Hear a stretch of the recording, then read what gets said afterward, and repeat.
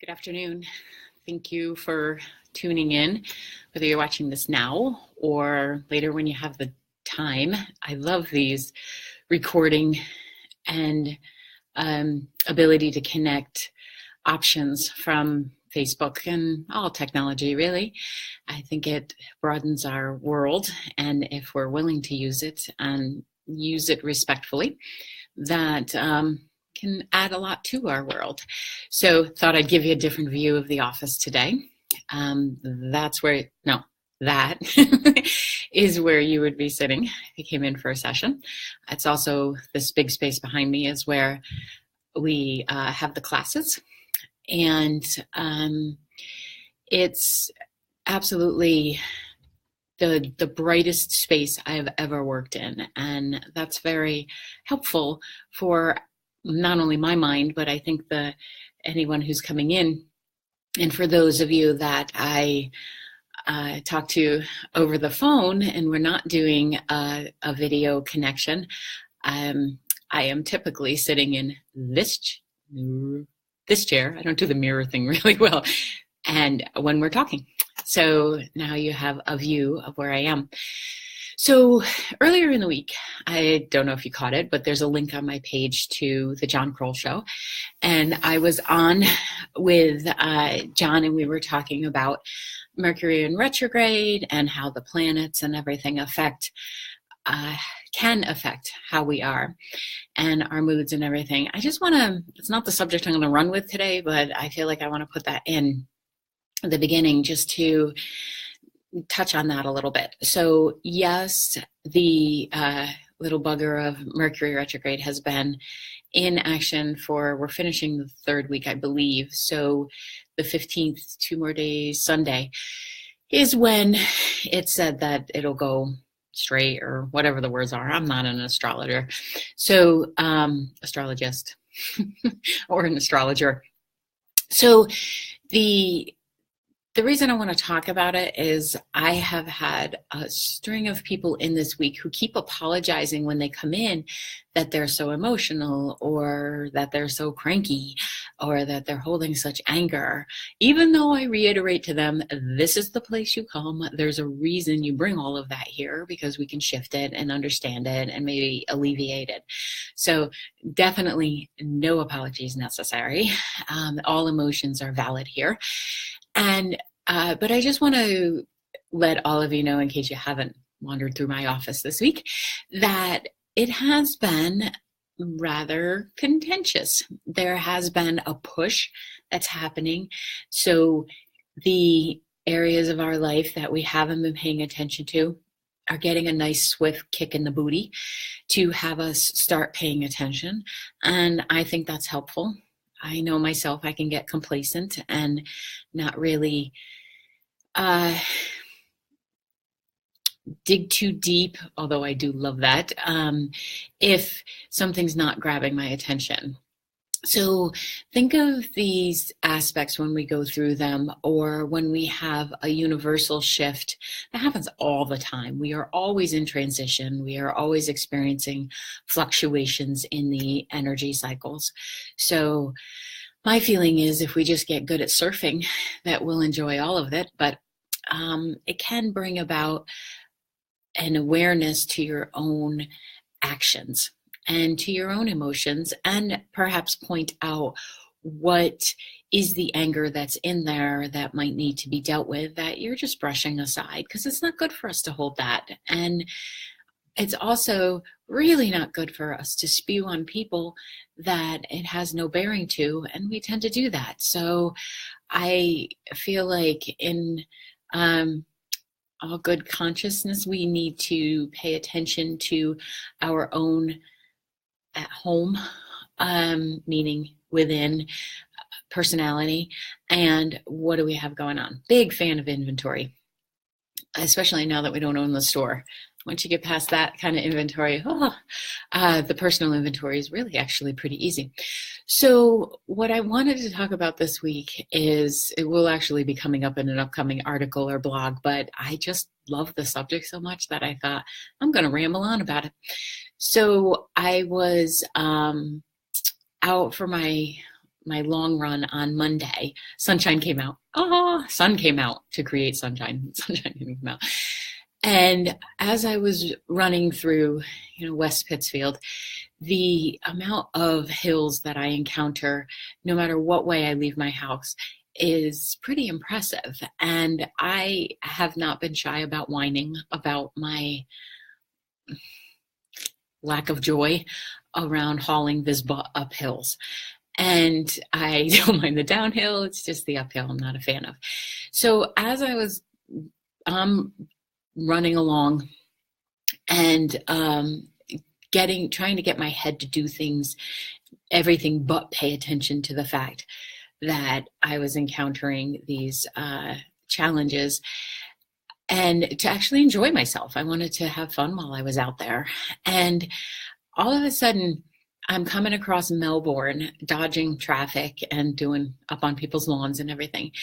And have you ever been in the middle of some random task and awareness pops in, and if you have the time to look at it, you're pretty amazed that something like that can happen. Sometimes you'll be driving or doing laundry, hopefully not while having a conversation with someone else, but sometimes that happens.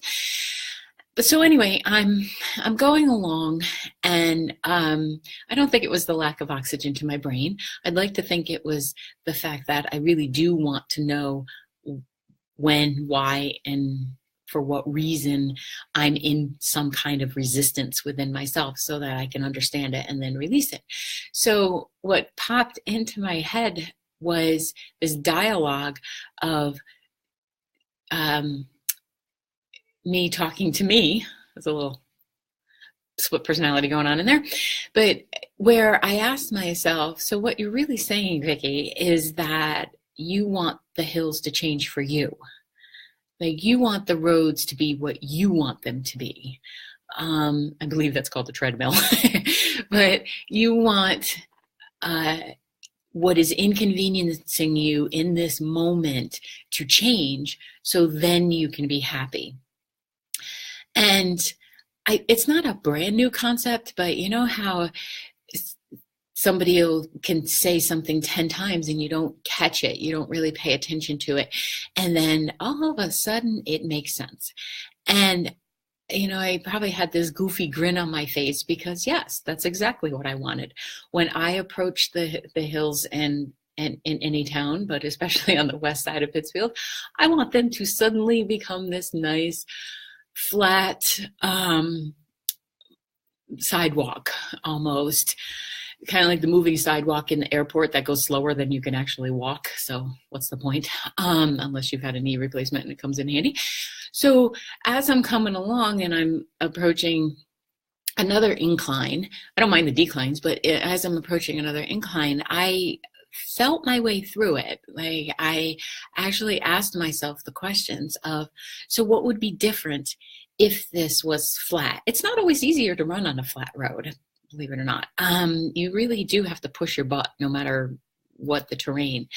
So as I'm going along and I'm asking and challenging myself to what could be different, the simple awareness drops in that if I was simply embracing and enjoying the fact that I can move my butt and I have the ability on my day off to take an hour and a half and go out for a run and to be in enhancing myself in many ways besides cardiovascularly, then I really ought to get on the fact that I am blessed and that I was creating my own turmoil and my own challenges. This isn't going to take away the fact that Gale Avenue is still like a stinking roller coaster. That thing is up and down, up and down. It's not going to take that away. But I don't know that we necessarily want that to happen as much as I dream of it. We don't want that to happen because I feel like we would miss out if all the challenges disappeared. We would miss out on feeling successful. We would miss out on feeling accomplished and even a little inconvenience, because I think brilliance comes from that. And when you have to do a workaround and maybe you slow down going up the hill, maybe you walk it and you find some gratitude for yourself and some ease in that process. So the big thing that came about, though, was that I was asking something external from me to change so that I could internally feel better. And that just doesn't work. It doesn't work in relationships. It's not going to work in planning your life or your career or anything like that. So I wanted to, one, point out my own dialogues because, hey, somebody else should listen to them and not just me, right? But also to ask, like, where in your life are you asking someone else to change? Where are you asking a circumstance to change so that you might feel better about, whatever it is? Obviously, this happens a lot in relationships where someone will say, well, if he only did this or she only did that, and, it's not beyond my awareness that I have pointed out to them, that's not going to change how you feel. It might feel okay in the moment, and you might get a little satisfaction that that person actually, did what you asked, caved, whatever the words are. But it's not going to be long-standing because that happiness, it is an inside job. It's just not something that comes out from the outside. That's very fleeting. So is there anyone in your life that you're asking them to change so that you will either feel better about your relationship or you will feel better about the world or who you are, or just better in general? I think it's important to take that inventory. I used to get so concerned that Howard didn't have a bunch of friends and that he didn't seem to want to socialize or do any of those things. And I used to try to not change him, but point out that he might enjoy it. So yeah, I was trying to change him. And then I realized, well, he's fine. Like, he doesn't mind that, when I'm out, that he actually, I think, loved the fact that he was home and had some quiet in the house and I wasn't trying to change him in other areas. So, hey, hindsight's good too, So in your world, what are you also getting on yourself about that you haven't changed yet? That yet word has so much judgment in it. It's like when somebody says, well, I finally got around to organizing my closet, or I finally emailed somebody back or called them.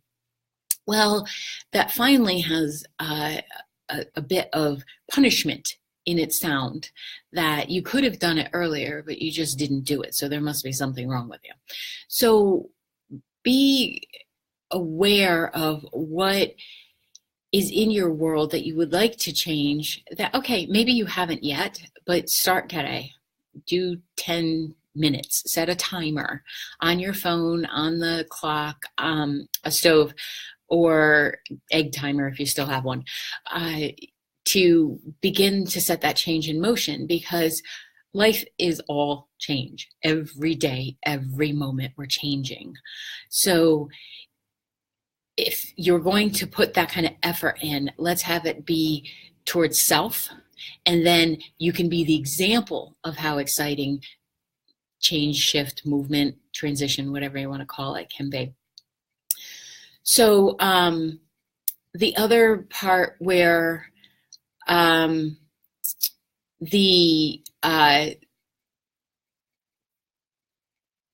see a lot of people wanting to change is their past, and that's a bit futile.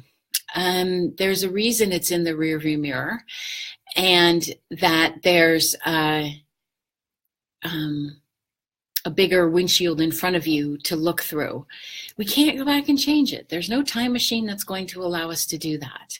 You can do some acceptance work around it. You can repattern. You can do EMDR. You can arrive in acceptance, but actually going back and changing, that's not going to happen. So the wanting to change the fact that you can't change the past is a loop that can get it can cause paralyzation, actually, where you just don't move forward, that whole analysis paralysis. Sam, I'm not sure why the volume isn't all the way up. I don't have a control on this side for the volume. So if anybody else is having an issue, let me know. But using the same technology I use every week, so not sure. So Brenda, EMDR is eye movement desensitization reprocessing. Yeah. Must be done with a therapist. It is absolutely amazing. I work with Ren Bernstein, who does it, and it's a way to take a trauma experience or some type of pattern that's stuck in the brain and your energy and move it forward. It can be either done with looking at a finger, going back and forth. It's done with buzzers. It's the therapeutic big sister to tapping, repatterning, that kind of stuff. But you do want a certified therapist for it. It's often used in trauma work.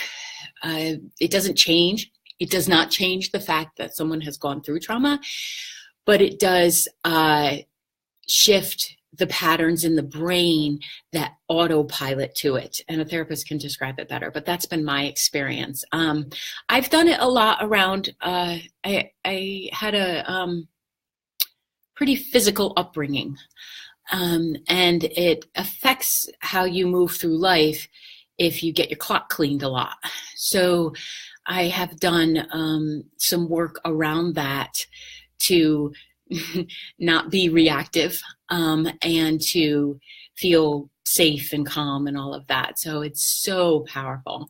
And I love it because it helps me, it gives me like an inside view of my own wiring, my own head. And then while emotions will come up, stuff will come up, it helps it to move out. And then you're just in a much more balanced state to look at the rest of life. Hey, John Kroll, I was talking about you earlier. You might want to rewind it, go back. So the idea that we're going to get out of this lifetime without experiencing a lot of change is not possible. We can embrace that, that idea that we have a say over how we're responding to it. And that might take doing some therapy or EMDR work. And thank you, Liz. I appreciate that, that you can hear. And I do believe that leaving the past in the rearview mirror for what is no longer serving you is brilliant. It just gets heavy carrying it along, doesn't it? When you can't put yourself in a time machine. I don't want to put myself in a time machine to go back there and do any of that again. So one of the other areas that I often see people wanting to change others is in who someone in their life has chosen as for a partner, or so who your kid's dating or something.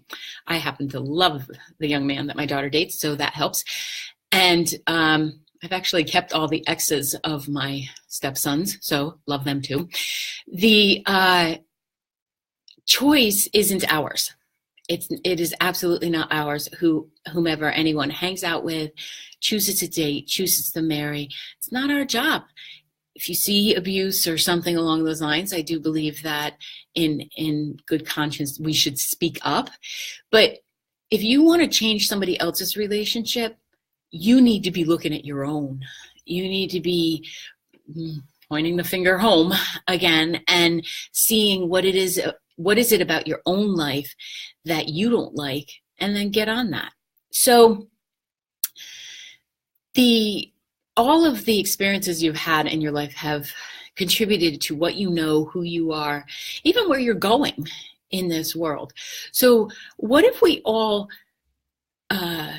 collected and accumulated the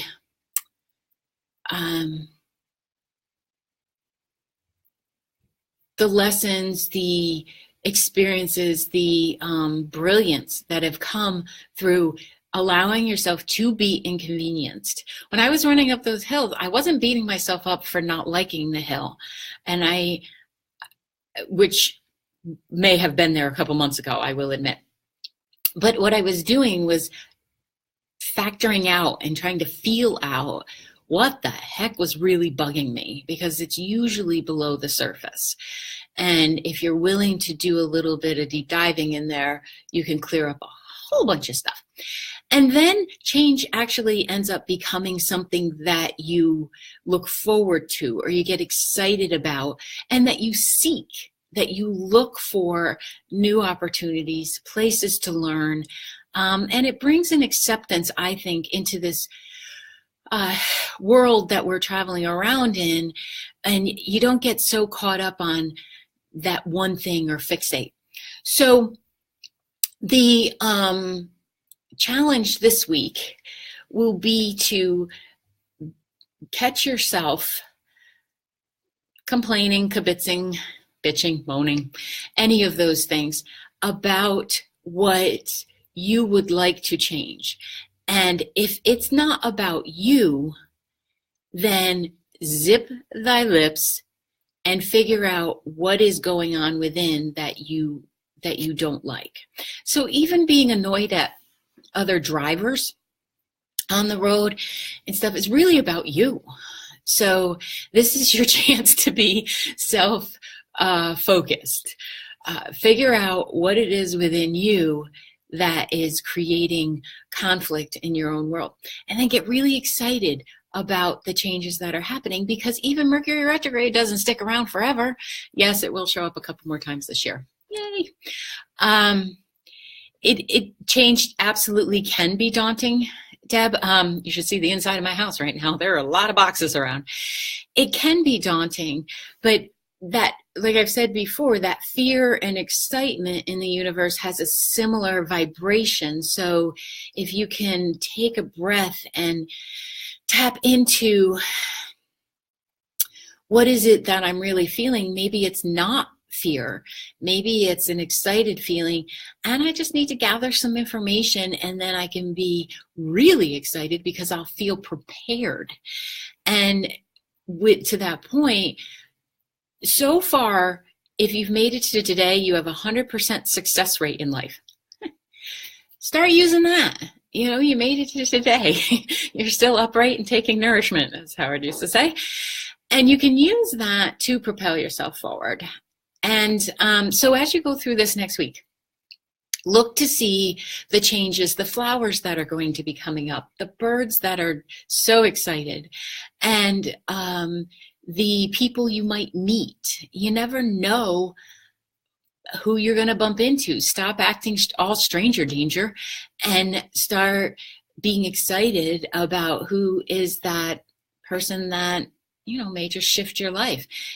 It's a playful way to be in life, but it also is a very grounding way, in that when the big changes, shifts, and things that kind of throw you off your rocker happen, you don't get changed too much. Well, you do get changed, but you don't get too upset because you trust in what you've already accomplished. So I thank you so much for all of you for tuning in and for your comments. Please send me any questions that you have, what subjects you'd like me to cover. Next week may be about the different energies and the different, each generation has a different vibration to it. And a couple people have asked me to talk about like crystal kids, indigo, all those other things, which I think I've addressed before, but I'll do a little bit more on that. And I just hope you have the best weekend. Boston Marathon on Monday. Sign on and support people. And please be nice to yourselves. I'll talk to you soon. Bye.